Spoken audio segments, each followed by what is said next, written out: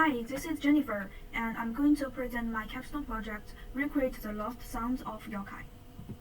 Before I introduce my project, I want to first introduce the definition of yokai using one of my chosen literature, the Book of Yokai. Yokai are strange supernatural entities and spirits from Japanese folklore. Its roots are in Japanese Shinto religion and animism.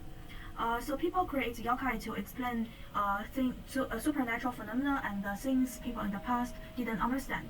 And one distinctive aspect about yokai is that the visual art material about yokai is incredibly rich. I was also attracted by these creative and rich visual art resources of yokai, so that's why I chose yokai as my research subject. At the beginning of my research, I viewed a few databases about yokai, which contains thousands and hundreds of yokais.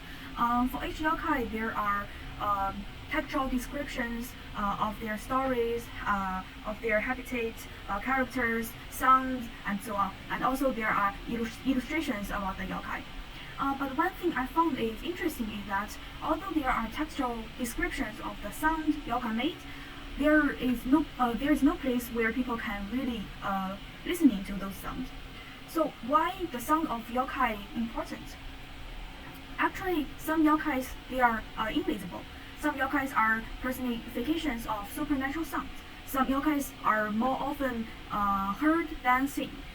So the interaction between human and those yokai mainly happened through sound and listening experience. So that's why I think it's necessary to recreate the sounds of yokai and provide people this auditory experience.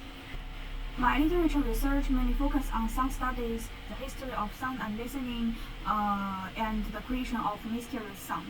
One of the literature I chose is The Sound of Silence, in which the author discussed how African people communicate with superhuman beings of the other world, such as ancestors, spirits, dead, in religious practice.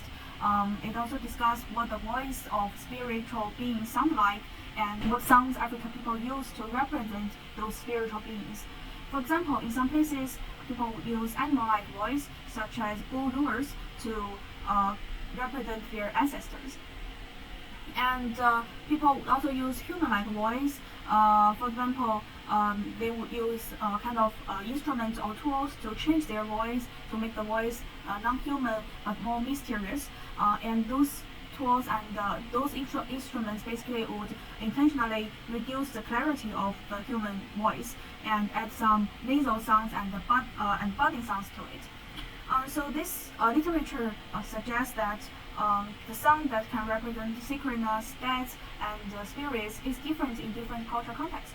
It suggests that I may look for inspiration from Japanese religion or the Japanese interaction with animals and natures in the ancient time to find what sounds represent mystery in Japanese context.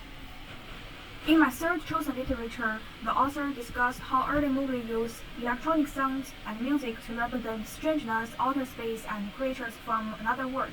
In particularly, I found that the argument about why people pair electronic sounds with strangeness is very relevant. So the author claimed that based on our daily activities we experience, we would understand and identify a sound by linking the cause of the sound to a source. However, when it comes to electronic music, we cannot really find such sound source in our daily experience. So the sources and the causes of sound making is remote and detached. It is this remoteness that make people feel electronic sounds strange. So related to my project, I do find the differences between some of the yokai sounds and electronic sounds. For example, some yokai may make very common and normal sounds like the sound of footsteps, the sound of waterfalls. In this case, we can easily identify the source of the sounds in our daily life. But what we cannot identify is the cost. For example, if you encounter battle sound, you may hear the sound of footsteps behind you, but when you look back, you cannot see anyone following you there. So in my future study, I may think about how do I want to deal with this inconsistency of hearing and seeing, and how do I make sound for those yokais.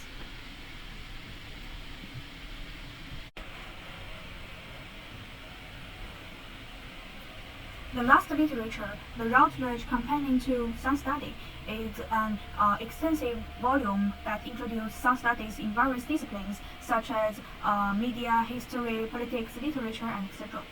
And the point I found is relevant is that the book highlights the issue of the absence of sounds in all areas of research, especially in history, social study, ethnography, and archaeology. So the book claimed that the study of sound in the past and present is necessary because first, it opens up a totally new perspective for us to see the past and the present. Secondly, it reminds us of an important recognition that human experience has always been multisensory over time. And I think the yokai study shares the same issue of the absence of sounds, because compared to the abundant visual creations of yokai, the sound of yokai has been ignored over time.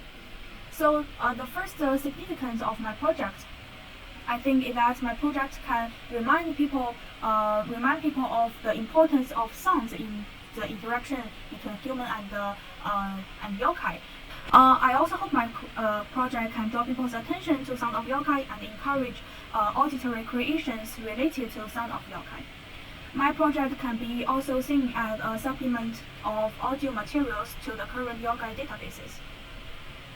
Also, my recreating of yokai sounds related to a larger issue of recreating sounds pre-sound recording period.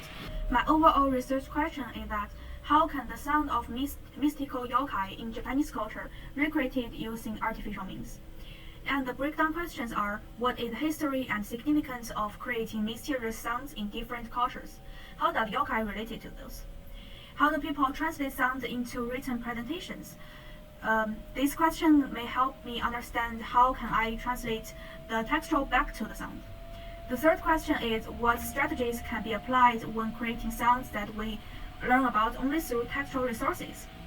For this question, I may refer to the creation of the sound of Chinese dragon. For example, I can compare the textual description of the sound of Chinese dragon in traditional resources with the sound of Chinese dragon in the first Chinese dragon movie. The fourth one is, what means and technologies of sound making are appropriate for interpreting the sound of the yokai.